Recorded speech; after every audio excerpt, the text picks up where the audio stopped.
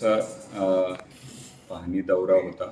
त्यामध्ये विशेष करून मॉडेल स्कूलची कामं, मॉडेल PSCची कामं, पशुसंवर्धनच्या दवाखान्यांची कामं, अंगणवाड्या तपासणी इत्यादी कामकाज इंदापूर तालुक्याचं केलेलं आहे. त्या 6 गावांच्या व्हिजिटनंतर येऊन सर्व ग्रामपंचायत अधिकारी यांच्यासोबतची आढावा बैठक इंदापूरमध्ये झाली. त्यामध्ये विशेष करून घरकुलांच्या कामांच्या संदर्भातला आढावा घेण्यात आला. निमसाखर, उद्दळ, संसर या गावांच्या भेटी आपल्या केल्या. आढावा बैठकीमध्ये घरकुलांचं टार्गेट आपल्याकडे इंदापूर तालुक्याला खूप जास्त आहे. सर्वसाधारणपणे वर्षाचं टार्गेट 4,500 घरांचं आहे, जे जिल्ह्यामध्ये सर्वात जास्त आहे. म्हणून आपण विशेष भर यावर्षी घरकुलांच्या कामावर दिला होता. त्याचा आढावा सविस्तरपणे ग्रामपंचायत अधिकाऱ्यांच्या बैठकीमध्ये घेतला. काही ठिकाणी काही गावांमध्ये काम मागं असेल तर त्यांना सूचना, त्यांना अतिरिक्त काही स्टाफ द्यायची गरज होती, ती आम्ही आजच्या आढावा बैठकीमध्ये पूर्ण केलेली आहे. माझे जिल्ह्यामध्ये सर्व ठिकाणी सर्व तालुक्यांना दौरा असतो, त्यातलाच हा एक दौरा इंदापूरमध्ये होता. परवा दिवशी आम्ही मागच्या आठवड्यामध्ये मावळचा दौरा झाला, त्याच्या अगोदर मुळशीचा दौरा झाला. पुढच्या आठवड्यामध्ये 2 तालुक्यांचे दौरे आहेत. त्या अनुषंगाने हा नियमित जो काय आपला आढाव्याचा दौरा असतो तो इंदापूर तालुक्याचा झालेला आहे. सर, आज आपण संसर पासून ते बोलणीपर्यंत पाहणी दौरा केलेला आहे. तर या पाहणी दौऱ्यात नेमक्या आपल्याला कोणत्या त्रुटी व प्रलंबित बाबी निदर्शनास आल्या? आपण आता उद्धट, कुरवली, निमसाखर, निर्वांगी, बोडणी, संसर ह्या गावांमध्ये दौरे केले. त्रुटी काही ठिकाणच्या कामामध्ये थोडं स्लो डाऊन झालेलं होतं, ते केलं. काही ठिकाणी उदाहरणार्थ संसरमध्ये आपला पशुसंवर्धनचा दवाखाना चांगला बांधकाम चालू आहे, अतिशय सुंदर चालू आहे. मात्र तिथं कंपाऊंड वॉलला पैसे कमी पडत होते, ते आम्ही अतिरिक्त पैसे आम्ही तिथं देऊ. संसरच्या जागेचा थोडा इश्यू आहे. संसरची PSC मंजूर आहे, त्याची वर्क ऑर्डर झाली.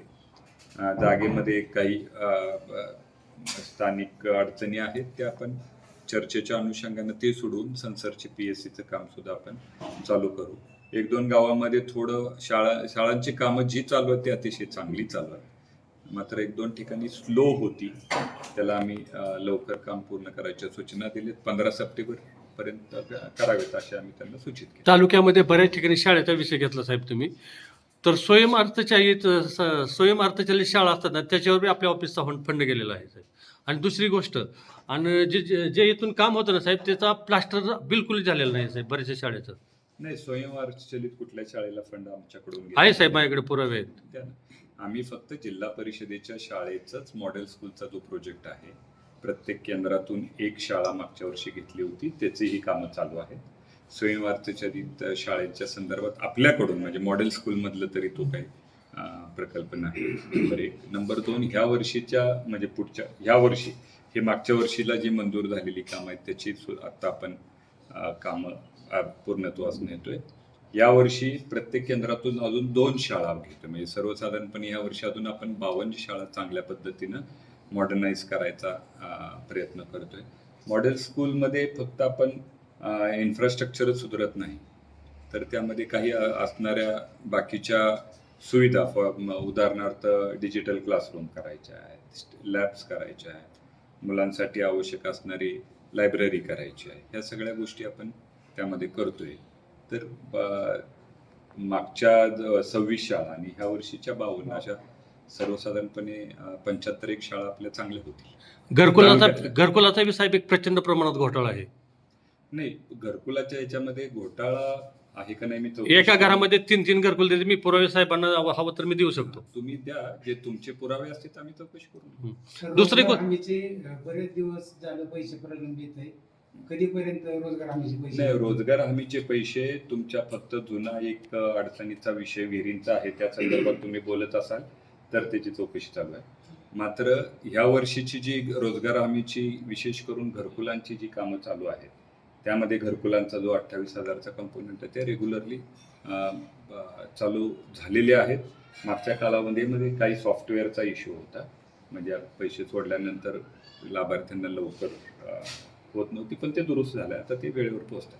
सर, आपण कामे दर्जेदार आणि वेळेत पूर्ण करण्याचे निर्देश आज दिलेले आहेत. येस. मात्र केवळ निर्देश देण्यापेक्षा संबंधित कामे प्रत्यक्षात वेळेत आणि गुणवत्तेने पूर्ण झाली आहेत की नाही याची जबाबदारी निश्चित करण्यासाठी प्रशासनाकडून कोणती ठोस मग कार्यपद्धती, मी आज दौरा काय केला, मी स्वतःच व्हिजिट केली. मॉनिटरिंग सिस्टीम याच्या मॉनिटरिंग पुढे सिस्टीम आमचे एक्झिक्युटिव्ह इंजिनियर दौरे करतात, ज्युनियर इंजिनियर करतात आणि मी दौरे करतोय. म्हणजे मी जवळपास आज 10 ते 12 शाळांना स्वतः व्हिजिट करतोय. त्यामुळं हा त्याचाच एक भाग आहे. म्हणजे आपण ह्या मॉडेल स्कूल असेल किंवा मॉडेल PSC असेल, ह्याच्याकडे एक तुमच्या तक्रारी ह्या स्वरूपात न बघता सजेशन काय असतील तर ते द्याव्यात. आपण त्याच्यामध्ये सुधारणा करू. आणि गायगोटा एक फक्त कागदावर आहे साहेब. सांगा. अजूनही नवीन इमारतीत शिफ्ट झाल्या नाही, काय कारण आहे? पावड्याला अरेस्ट नको ग्रामीण रुग्णालय आहे. हा, ते शिफ्ट झाले नाही. तिथे त्यांना मी सिव्हिल सर्जनला विचारलं, कारण तो सिव्हिल सर्जनचा विषय आहे. आम्ही थांबा त्यांना थोडं. विचारलं होतं, तर इमारतीचं बांधकाम अतिशय निकृष्ट झाले. कशाचं? त्या बांधकाम नाही, तू ग्रामीण रुग्णालय ह्या माझ्याकडे आपल्या जिल्हा परिषदेचा विषय नाही. ग्रामीण रुग्णालय हा सिव्हिल सर्जनच्या अंडर आहे, जेडपीकडे येत नाही. आणि साहेब गायगोटा फक्त चला, आता आपल्या तुमच्या विनंतीनुसार मी थांबून सगळ्यांना बाईट दिलेला आहे. ही प्रश्न उत्तराचा तुम्हाला सांगितलं, हा तालुक्याच्या विकासाचा विषय आहे. तुम्ही सगळेजण तालुक्याचेच आहात, हो. बाहेरनं आलेले नाही. तुम्हाला काही सजेशन द्यायचे असेल तर द्या. सजेशनच आहे सर. हा, सजेशन द्या. आता खाजगी शैक्षणिक संस्था ज्या आहेत हम्म. त्यामध्ये शासनाचे RT च्या माध्यमातून जे प्रवेश दिले जातात हम्म. त्या प्रवेशामध्ये इंदापूर तालुक्यात मोठा सावळा गोंधळ होतोय. काय झालं? याच्यामध्ये जे म्हणजे तीन किलोमीटर अंतर. 3 किलोमीटरचं अंतर आहे. द्या ना, त्याच्या वैयक्तिक बाहेरचे द्या. आहे. जनरल स्टेटमेंट न करता तुम्ही एक काम करा की गजानन पाटीलची ऍडमिशन ह्या शाळेत व्हायला पाहिजे होती, ह्या शाळेत चुकीची झाली, अशी द्या, चौकशी करून घेऊ. Yes, thank you.